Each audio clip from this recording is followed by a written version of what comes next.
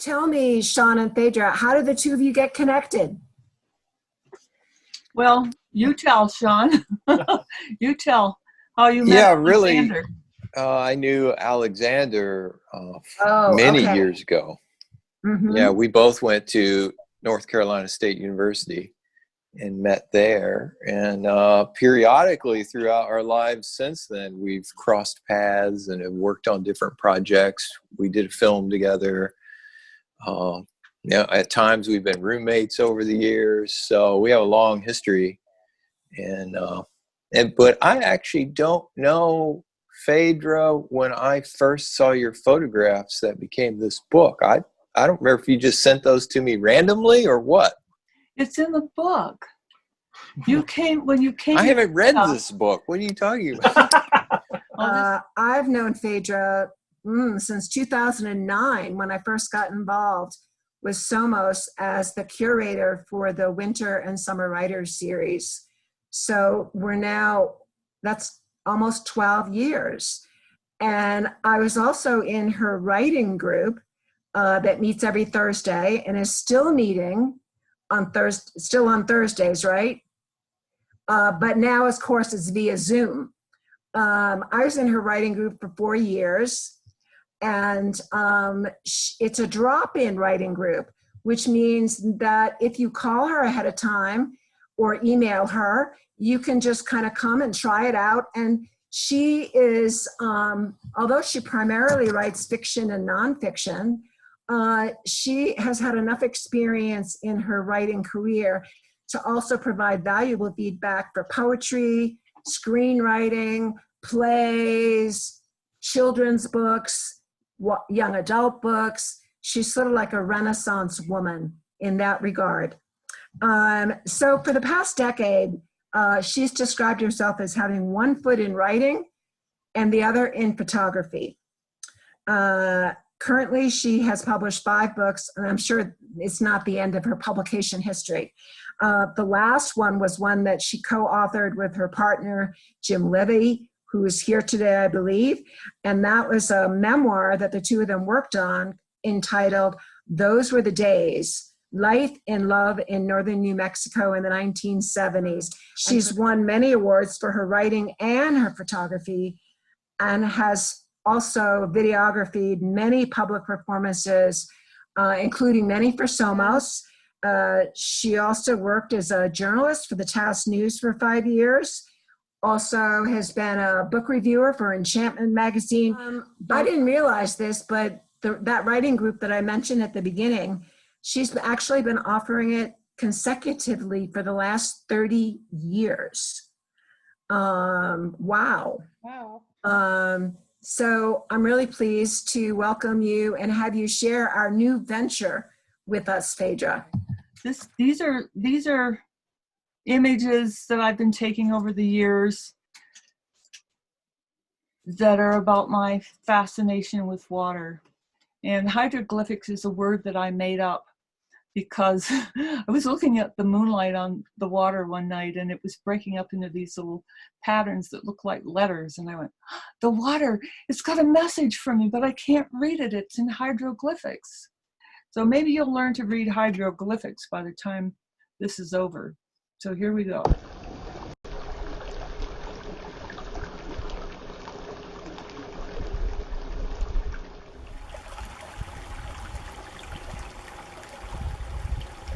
Notes on hydroglyphics. Growing up in Michigan, I often sought comfort in nature, perched on the end of a dock or sitting under a tree by the nearest river or lake. When I was 12, I began to take solitary walks in the evening. The neighborhood was rural, and it was considered safe for a girl child to wander around. Across the road lay a grassy field, and beyond that, the woods. One late afternoon, just as I was about to leave the house, a storm blew in and drenched my hopes, but the rain let up before sunset. I banged the screen door behind me, jogged across the field, and slipped into the woods. I followed the narrow footpaths, inhaling the heady scent of ozone, the wet, fecund earth. In the cool green stillness, the leaves were splattered with silver raindrops. Then the clouds thinned and the sun broke through the trees. Every trembling drop on every leaf shot forth spears of golden light. I gasped in surprise at the beauty, a jeweled fairyland. A wonderful sense of lightness stole over me. I lifted my head, alert to every splash and quiver. My steps were sure and swift. I glided through the sanctuary of the forest like a deer in a state of grace. Something in me knew that this luminous oneness with beauty was holy. All through my teens, wherever we moved, I returned again and again to the woods, the lakes and streams. Alone in light and shadow, I shed my anger and my fear, slipped off my shoes and waded into the secret that knew me. It might seem strange that after high school I left wet green Michigan and finally settled in the high mountain desert of Taos, New Mexico, in a small adobe beside the Rio Hondo. I was soon immersed in a compelling life with a complex man I deeply loved. A house full of pets and 2 active, healthy children, but I still needed time alone to stay centered. In my stolen free time, I headed down to the Rio Hondo with my old Nikon. As I photographed the patterns of standing waves, I struggled to grasp the paradox of stillness within motion. Later, I learned that standing waves are a standoff between 2 forces, the linear tug of gravity and the surface tension that shapes the droplets into perfect spheres. My still photos revealed a hidden order in the seeming chaos of nature.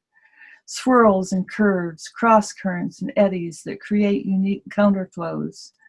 Like snowflakes, no 2 eddies are exactly alike. Each manifests its own creative form. Golden honeycombs wavered on the bottom or flickered on the bankside grasses in a pale caustic light. If I tossed a pebble into a quiet pool, ripples expanded in concentric circles called quora, struck the banks and returned to center. On the hillside behind our house, petroglyphs of quora, maybe 1,000 years old, were carved into the basalt rock faces. It was not just these elegant patterns that drew me back again and again. I sensed some inherent mystery. I would have to dive deeper. 10 years ago, when I bought my first digital video camera, I hurried down to the stream. The camera was capable of focusing on different levels, the inky reflections of branches outlined by a pale November sun, wave patterns where the stream narrowed, and the brown leaves drifting with the current below. I wondered about the string of round shadows that fled along the bottom. What was making them? I pressed the record button and followed them upward to discover spinning vortices on the surface. And I've been fascinated by these, which you're looking at right now. They're called vortices, and they're being caused by a stick or a leaf that's interfering with the wave flow. I was off on a vigorous and sometimes euphoric exploration of the dynamics of moving water. Crouching by a puddle in the pouring rain, slipping inside a waterfall with my umbrella, filming a golden mist rising from the frozen Rio at 5 below zero, or capturing the flutters of moonlight at midnight along the banks of the acequias. The rhythmic moon flutters my camera revealed whispered to me in a strangely familiar language I called hydroglyphics. In the winter, glassy waves and spiderwebs of ice manifested along the banks of the acequia. Master Frost sketched flowery arabesques on top of the car, or pranced across our window in starbursts and dendritic patterns. I discovered books that became my touchstones of truth. Theodore Schwenk's Sensitive Chaos explains how the flow of water shapes the human body, the feathered network of arteries and veins, the spiraling in cochlea and retina. Even in the womb, water follows specific paths, logarithmic spirals that spread from the center in regular curves are visible in seashells and sheep horns, in sunflower seeds, and in the spiraling arms of the Milky Way. I'm sure you've heard of them. They're called the Fibonacci series.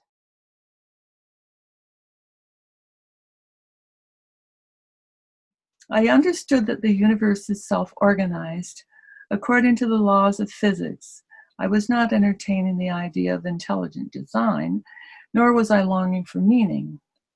But floundering in the riptide of human chaos, I hungered for fundamental order, beauty, and wholeness.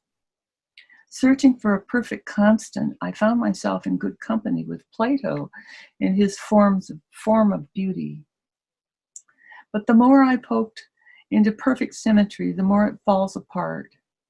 According to Philip Ball in Patterns in Nature, Why the World Looks Like It Does, symmetry is the fundamental scientific language of form. But ironically, shape and form arise from the breaking of perfect static symmetry. So I bid farewell to Plato and drift into the peaceful Zen gardens of asymmetry, where symmetrical forms may be used for meditation, but are not considered a fundamental part of nature because symmetry is transient. Thus, the perfect symmetry of a Tibetan sand mandala is immediately swept away. In art, balance can be achieved between asymmetrical and symmetrical elements by including the empty space. At the exit from the Zen garden, I contemplate the arrow of asymmetrical time that assumes we can only travel in one direction, forward, toward entropy and equilibrium. Equilibrium sounds peaceful, but it can be tricky. Those who subscribe to the lovely Gaia theory of a self-regulated biosphere may think the world has always been in perfect balance. But what about the 5 previous mass extinctions? Balance is important if you're walking around in bilateral symmetry, but according to the Chinese Book of Wisdom, the I Ching, everything changes and changes. Breaks in symmetry may be caused by anything from an asteroid that wipes out the dinosaurs to a slight imperfection on the surface of a molecule. Peering at drawings of cubic layers of ice online, I'm falling through fractures into the surface called stacking faults. And yet, from these happy accidents, something new swims to the surface. How about flow as a constant? Everything is pulsing waves, electromagnetic light, X-rays, sound waves, or sometimes subatomic particles. We don't know exactly where those particles are. They could be eaten by Schrodinger's cat. Electrons are whirling around in what is mostly space. I'm feeling woozy. So what are we really, and where do we come from? Dark matter? Antimatter? What gurus call the teeming void? My thoughts spiral around and around. What can I grab onto? I want to believe that there is something perfect within me that manifests through me, timeless and reflective, like water. What is water? I'm astonished to realize I don't really know. I escape for hours into complex models online, the drawing of a round red oxygen atom with 2 pale blue hydrogen atoms attached to its body by shared electrical charges called covalent bonds. In steam, H2O molecules drift apart. Other websites explain that everything we see takes specific form because of the collective behavior of its atoms. In water, the molecules don't cluster but bounce and slide around each other. In ice, they stick together with gulps of air between the molecules. That's why ice floats. Snowflakes are six-sided because ice molecules link up in hexagonal rings, the website says. I really want to see what that looks like. Hours later, I am up to my knees in 4-sided pyramids called tetrahedrons. I step outside for air. Breathe in, breathe out. That's oscillation. The blue halo around the Earth is in dynamic oscillation too. Oscillation of temperature, the heating and cooling between the atmosphere and the oceans, is driven by the wind, which is driven by the heat of the sun. The global flow of the atmosphere is in constant change. Now I'm looking for a still point in the center of oscillation. I suspect it has something to do with space-time. Years ago, I was lost at sea trying to understand Fritjof Capra's The Tao of Physics. I pick up the book again and open it at random to a chapter called Space-Time. Capra defines it as a living continuum in which space and time are integrated. According to the diagram, it's four-dimensional and interpenetrating. Those troublesome subatomic particles can manifest from nothing, then mysteriously disappear. They can glide backward or forward in time or sideways in space, where everything is interconnected and exists simultaneously. Nothing is coming, nothing is going. Everything is nothing. The void is a womb, both empty and full, the source of all life. Now my hydroglyphics are laughing. The joke is on me. The constant I have been searching for is change. Some people are not afraid of change. In fact, they seek it out. When Shawn Nevins first came to Rio Hondo for a visit, he brought his camera down to the Rio Hondo and set it on a rock to record the flow. Wow, I thought, we must be on the same wavelength. Sitting on the couch after dinner, he tried to explain what he had experienced when he became enlightened, the dissolution of everything into the void. I got it later when I read his book Subtraction, The Simple Math of Enlightenment, the loose story of his long and often painful spiritual journey. I have not experienced the void. In my dreams, I am teetering on the edge of a sheer cliff, terrified to let go. But I sense that my obsession with water will lead me to the great nothing. Water is still my sacrament. I'm fortunate to live in a place where traditional cultures feel that way too. On the other side of Wheeler Peak, the source of the Rio Hondo lies Blue Lake. The source of the Rio Pueblo runs through historic Taos Pueblo. When I first arrived in Taos, a Pueblo woman told me, "Our lake is the most beautiful place in the world. That mountain is sacred. The water that comes from that mountain is sacred. I believe that when I die, my spirit will return to Blue Lake." I fell to musing about what makes Blue Lake sacred. Around the globe, some places are considered sacred because of the shape of the land or because something extraordinary has occurred there. Other places draw power from springs or natural beauty and are honored by rituals. Is Blue Lake sacred to Taos Pueblo simply because it's the source of the Rio Pueblo? Or is the lake made sacred by the annual pilgrimage of the whole tribe when they follow the stream back to the source every year? Or is that serene pine-circled lake reflecting the blue sky sacred in and of itself? If Blue Lake is sacred, why not Williams Lake, the source of the Rio Hondo? Why not the Rio Hondo too? The mountains I look up to every day are called the Sangre de Cristos, the blood of Christ mountains, because they often turn crimson in the sunset.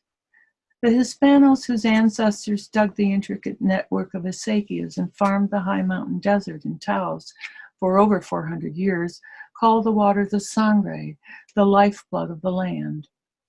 Driving through the Rio Grande Gorge one afternoon, I was struck by those Spanish words of wisdom scrawled on a smooth basalt boulder.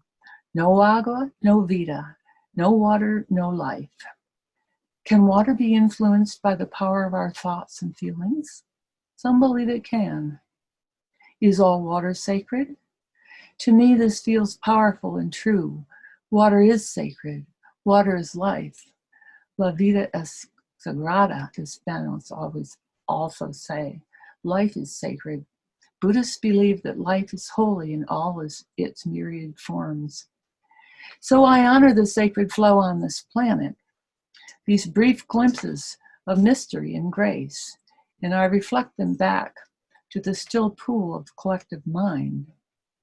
I hope that Shawn's poems will inspire us to leave our egos and fears behind and claim what we really are, consciousness.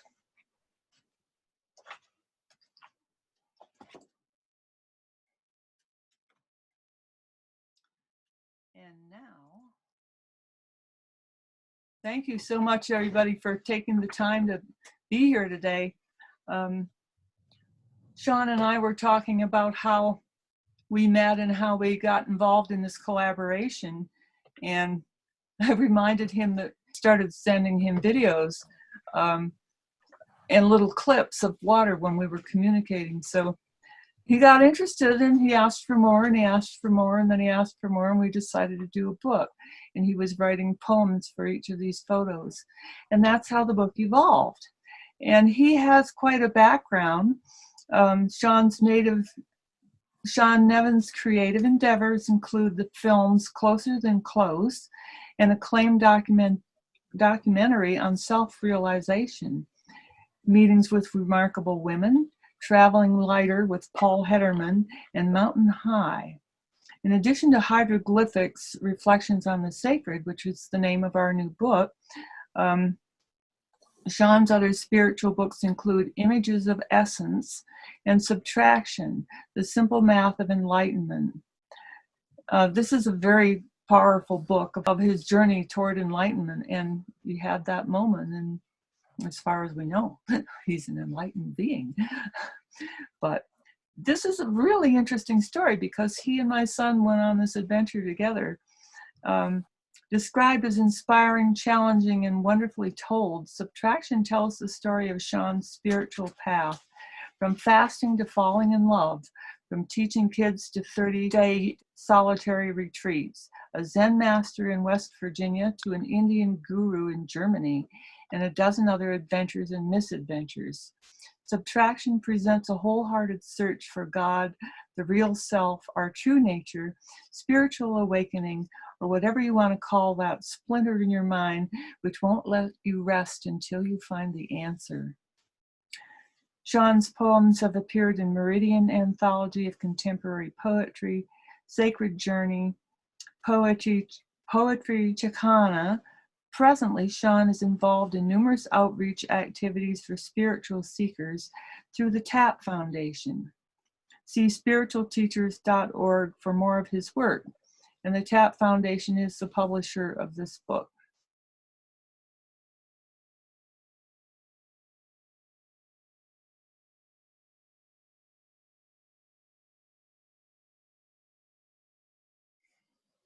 Sesame Vortex.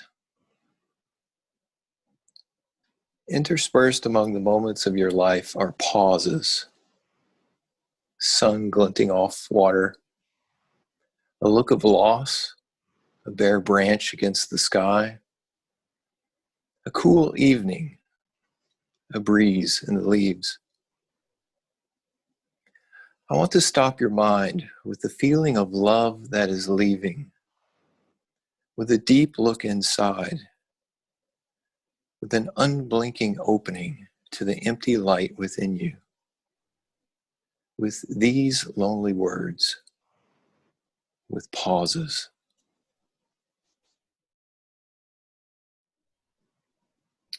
And just to say, I wanted to say a couple of things before I went on and read the rest of these, which might be helpful. I think one of the key things that I'm hoping that these poems pass on is this idea or this feeling of pauses, because that's really what, when I first saw Phaedra's photos, that's what they did for me. They stopped my mind for a moment, and in that stopping, something other than my ordinary self rose up and was noticed. And it's hard to express the importance of that in our everyday life. Like, we're always being confronted by these opportunities to pause for a moment and to see what's really going on, or to see what we really are. And and I think some of these words combined with the photos are trying to express or capture that feeling. And then the one other thing I'll say is that I think a lot of times my words might seem a little dire or dour, or especially as I'm looking at the poem I just read, it's referring to lonely words and empty light, a feeling of love that is leaving. And those are just ways of trying to really capture a feeling of freedom when something is let go for a moment. And as we all know, it may be a tragedy that forces us to realize a moment of freedom, a moment of letting go. And that's, so if the language strikes you that way, I guess I would say perhaps try to notice the feeling that's behind your immediate reaction to it.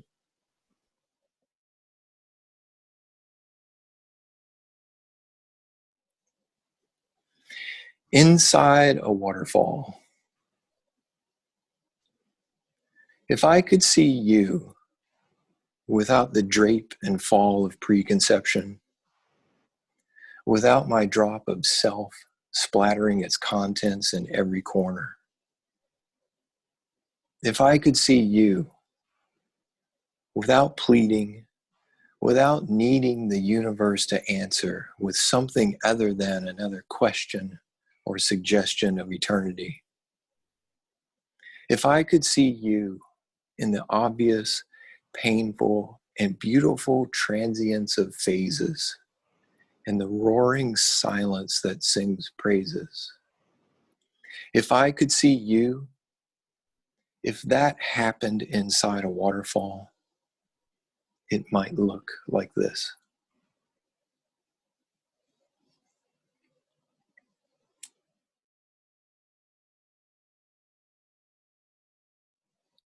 Aspen Reflections.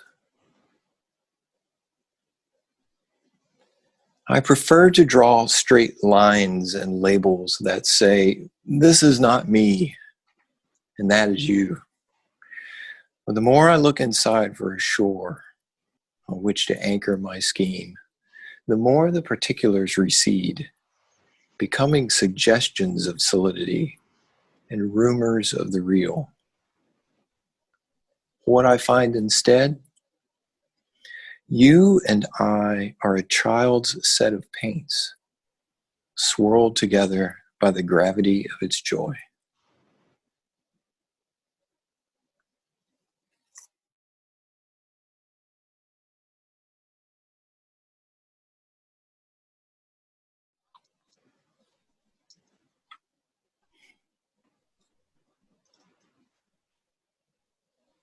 Dancing ship. A photon's long journey from the sun is equal parts effort and grace, which is not that hard to imagine for a creature both here and not here, particle and wave.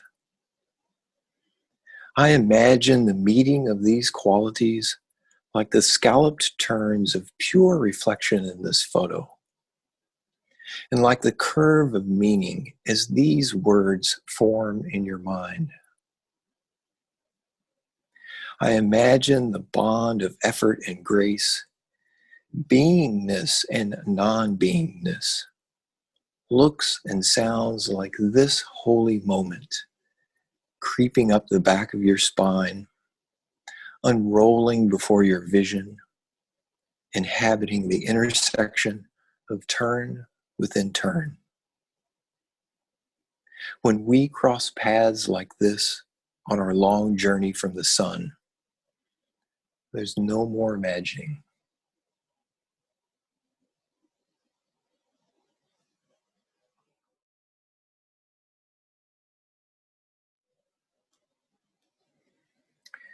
Karma. I, like a drop into the world, fell, compounding the sin of being by feeling one apart and alone.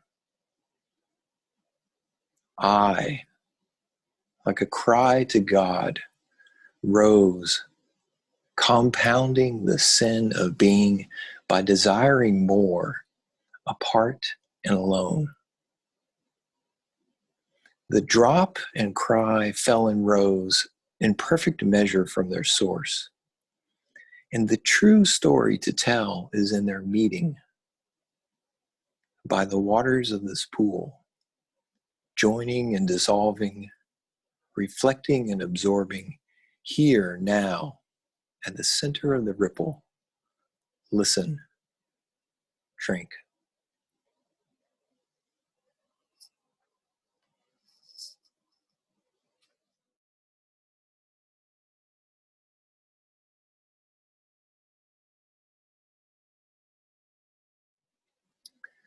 Sunset on Rio Hondo.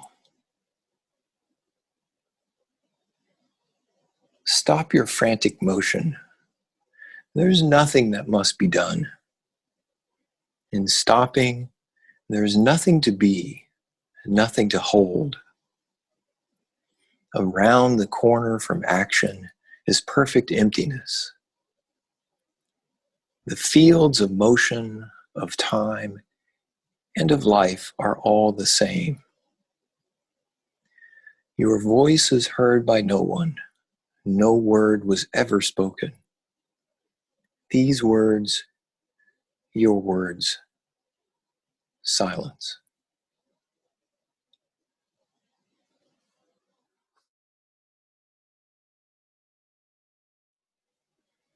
Frozen Hondo.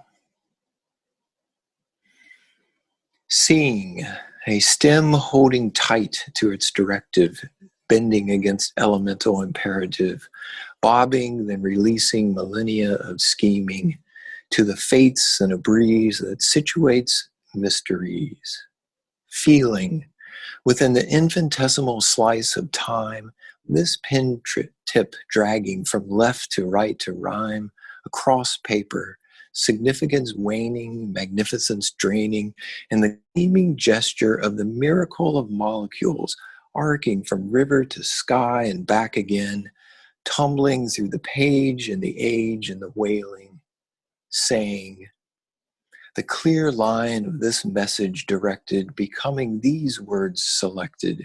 We are earth walking, our veins the water rippling, our limbs the ocean drifting, our minds the mist lifting, our skin the flower drifting, our hearts the dove nesting, our souls the Hondo vesting.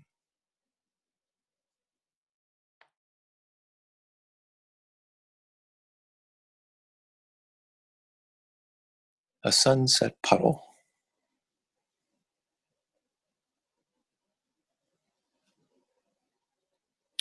As she walks, the wind blows. Or does the wind move her? Parting the grass, made crisp by fall. Her every step is recorded in time. Time is the seasons of grass, the spinning of planets, the motion of infinite particles. She is filled with love of particles, with love of self, even of the grass that in time will cover her steps of existence. She and I and you blend into one long chain of events, like clouds bound by law to return to the sea.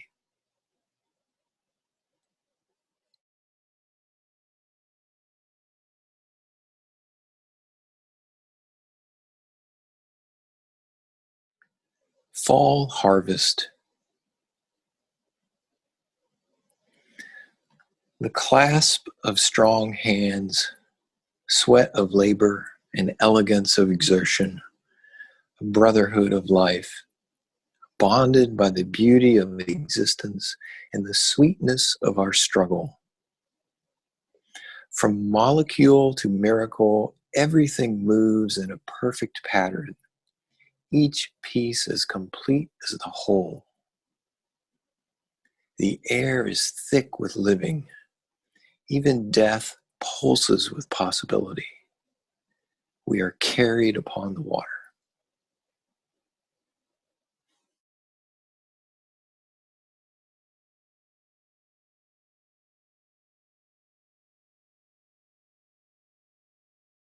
Mountain stream.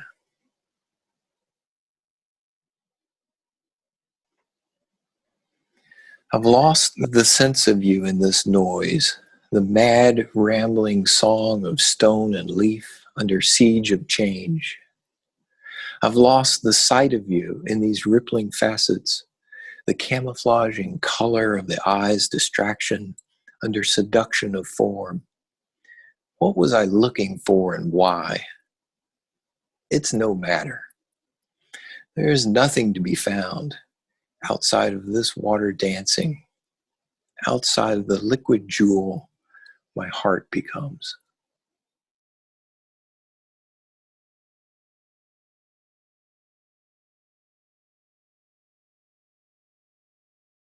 Aspen leaves in stream.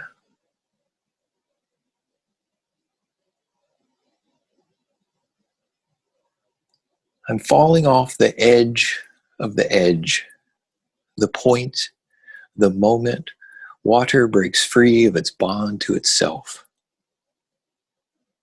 I catch myself catching myself in the act of being conscious, in the act of being aware, awake, alive. Like an eye staring down a deep swirling hole, following the drops of moments, finding itself at the very bottom. Just heartbeats of feeling and a beautiful nothingness between.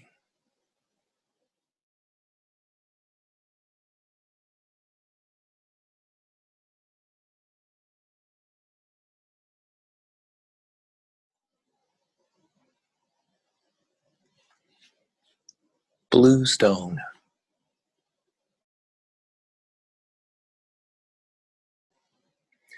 Thought stretches out, looking for a reflection, an affirmation, a substantiation, but the swirl at the margin of sensation sweeps me up like a breath billowing forth, both with and without an edge of existence.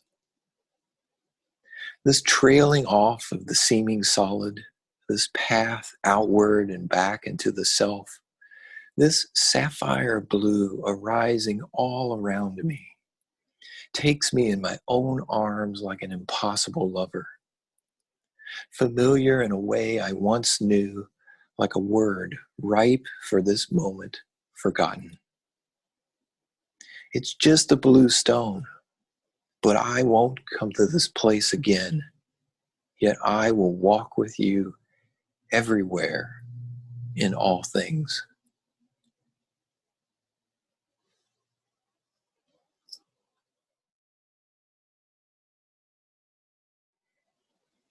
And this is the last one I'll read. Ice Sketches.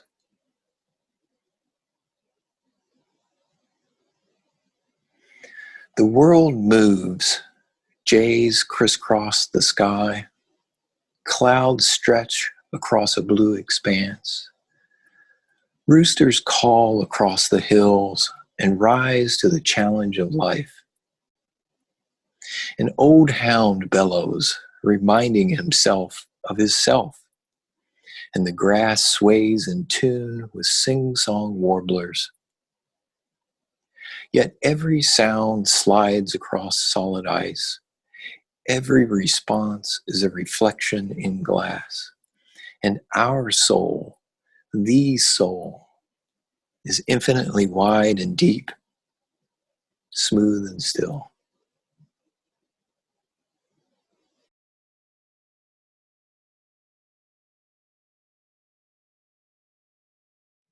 And there you have it.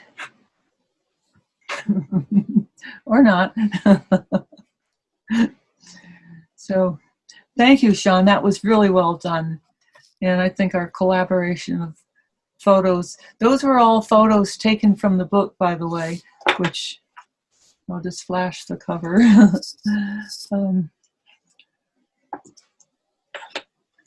I'll just do a little marketing thing to say that you can buy it online from Amazon. It's also on Kindle. We also have copies in our little boxes stored here and there. And SOMOS will have copies also. And TAT Foundation will, the publishers, it's tat.press.org in the little chat bar on the right. So if you do buy it and read it, which I hope you will, it would be lovely to have a little brief review on Amazon. I know it's hard for people to do that, but it makes a difference to have some reviews. If you even a line or two, if you have the time and you've read it and you've spent the money on it, it would be lovely if you could. That we would be very appreciative.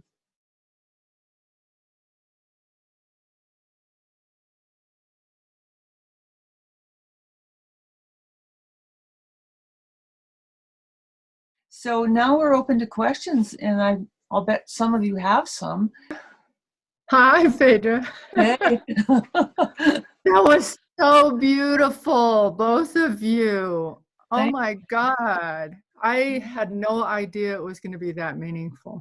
Hey, I'm glad you appreciate it. Yeah, thank you. Totally did. I am going to buy a book right now. Terrific. That's great. Yeah. I love that one. You and I are a child's set of paints, world together in joy. That's so beautiful. Yeah. Beautiful photos, though. Thank you.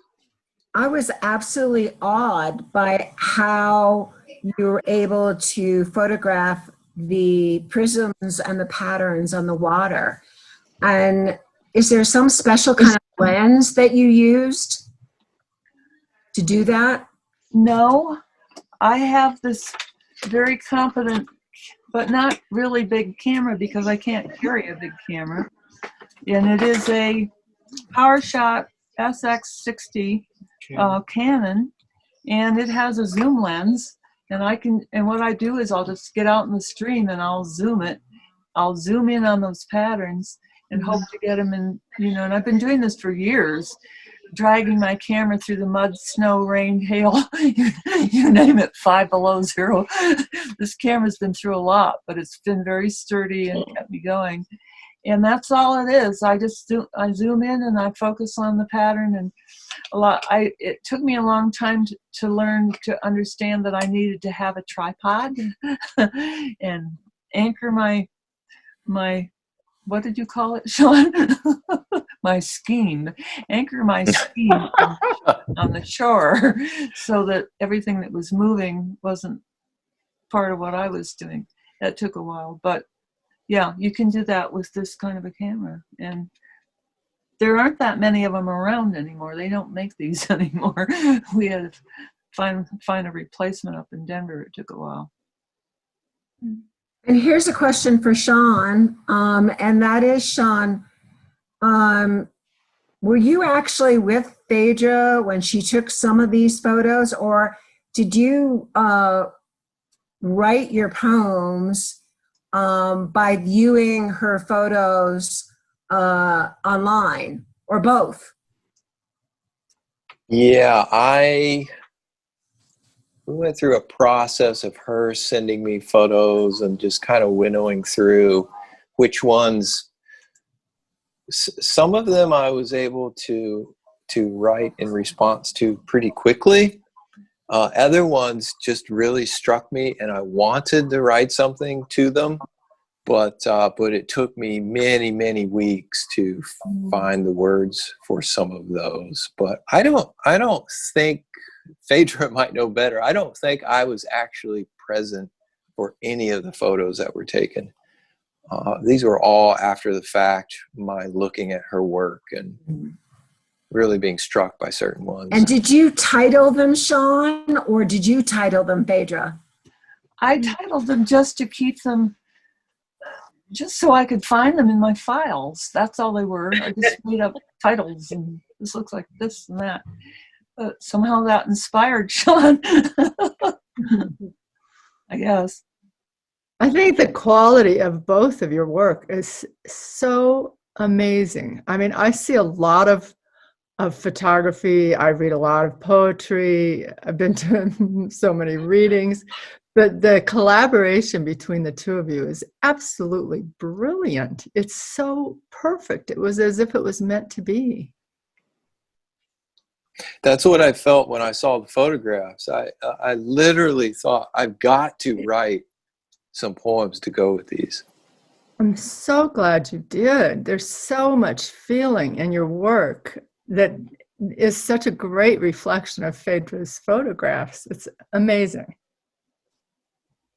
Yeah, I never thought of ekphrasis being about writing words in response to photographs.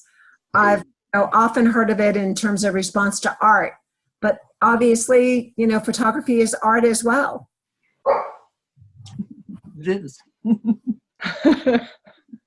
Phaedra, the color in your photos is so saturated and so gorgeous. And I think everyone's used to digital photography now. So Yes. I think we're benefiting from your use of your camera as well, right? Well, it isn't film. It's digital. It's all digital. Is it? And you're not manipulating the color, though. Those are the colors. Yeah, people like to hear that, but somebody else asked me that. Are you saturating it? I'm actually toning it down a little bit. I just want to express my appreciation to the two of you, Phaedra and Shawn.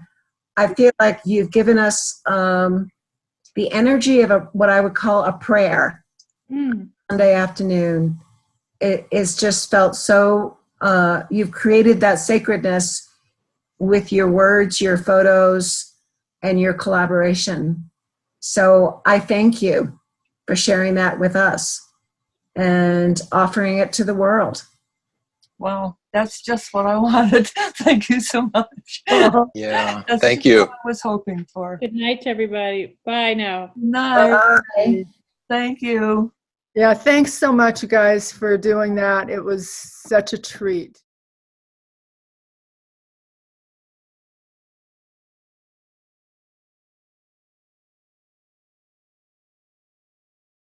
In my mind, what does this mean? What does this mean? What does this mean? That I want to stop and ask you.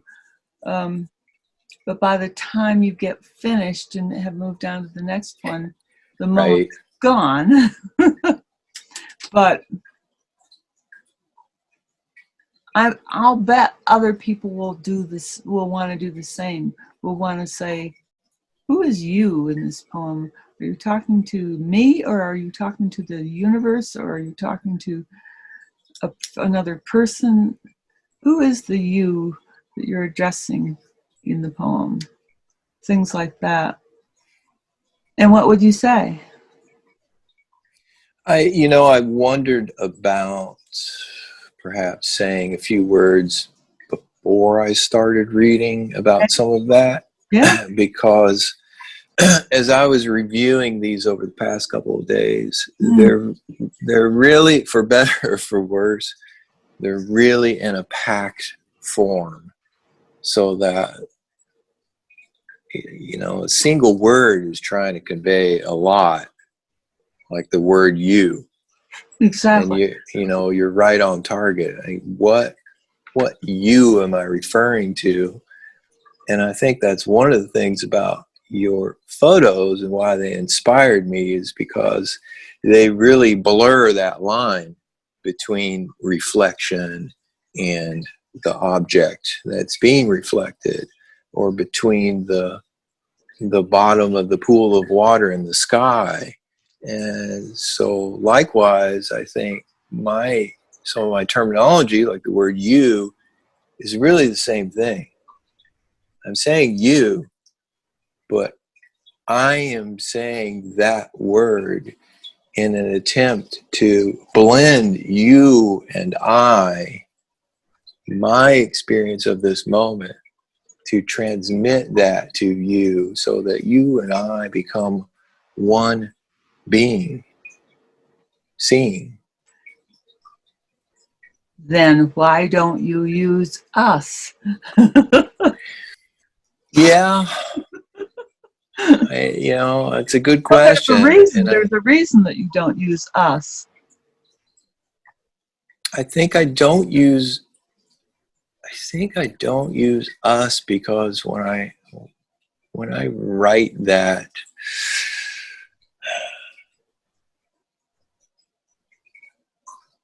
doesn't have, to me, it doesn't have quite the punch. If I say us, I've diffused the direction. I do want the poem to point at you, and I want the words to point at you. And in doing that, my hope is that in making it that personal, my hope is that it becomes in some way transpersonal. But you don't mean but, or maybe you do. When you say, if I could see you, are you addressing the reader? Or are you addressing some spiritual invisibility? I mean, I'm addressing both, Yeah, right? Because I'm you in front of me, even in this video image right now. You are an individual, you are a manifestation, and yet you're also more than I can see. And maybe in a moment when we're inspired by a photograph, let's say, we may get a glimpse of the subtitle, Reflections on the Sacred. We may get a glimpse of the reflections on the sacred in you. Okay, but then in the second stanza you go to, if I could see you without pleading, without needing the universe to answer. It's the universe that now you're addressing in the second stanza, it seems. Let me actually look at. I mean, it's just it's a metaphysical question. I can see you. There's so much yeah. the audience could say, could ask, could wonder. I mean, each poem is a lesson in itself and an exploration. Yeah, I mean, what I'm getting to in that stanza is the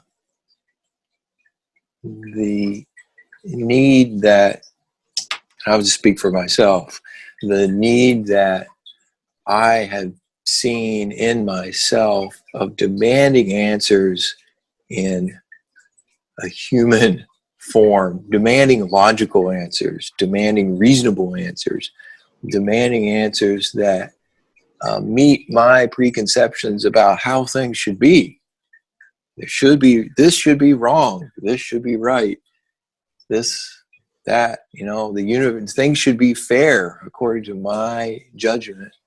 And I think that's the sort of pleading that I'm pointing to in that stanza, that if I could see you without all of those layers of demand from me, not only demand upon you that you have to meet certain expectations, you have to appear a certain way, but the universe itself has to do the same. If I could do that. Right.